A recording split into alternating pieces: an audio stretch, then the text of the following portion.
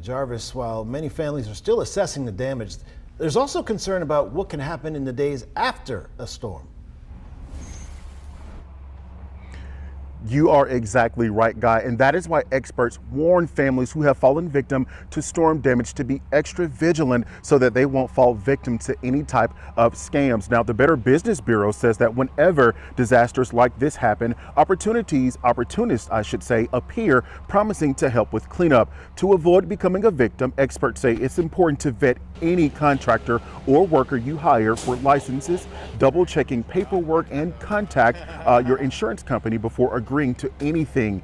Their biggest warning is not to allow yourself to get pushed into a quick decision.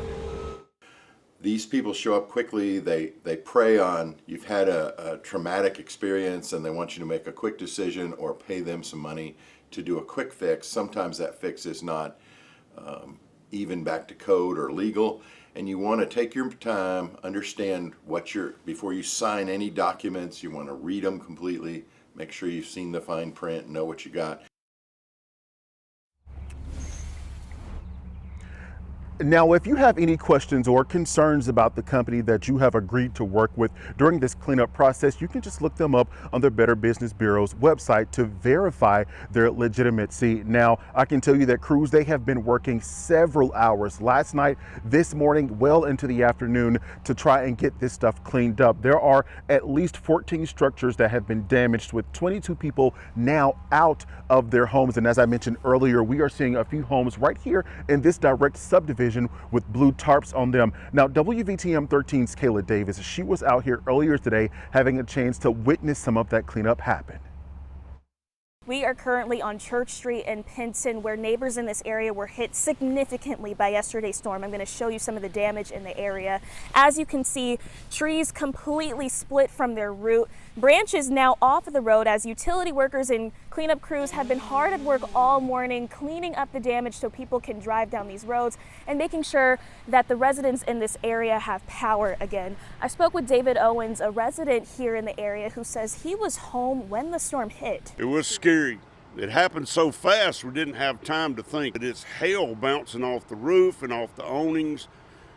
I looked out the window in the bedroom.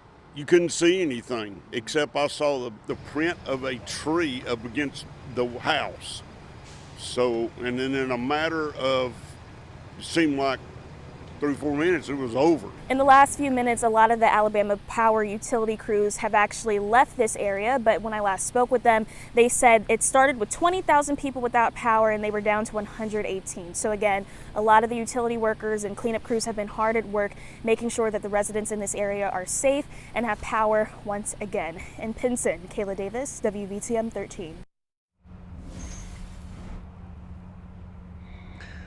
Again, so it's going to take some time to get back to normal life for the people here in Pinson following yesterday's storm damage. Now, be sure and stick around with us. Coming up at 5 o'clock, I'm going to walk you through what you should be doing if you have any destruction, whether that's taking pictures and documenting all of the mess that needs to be cleaned up. Reporting live in Pinson, I'm Jarvis Robertson, WVTM 13.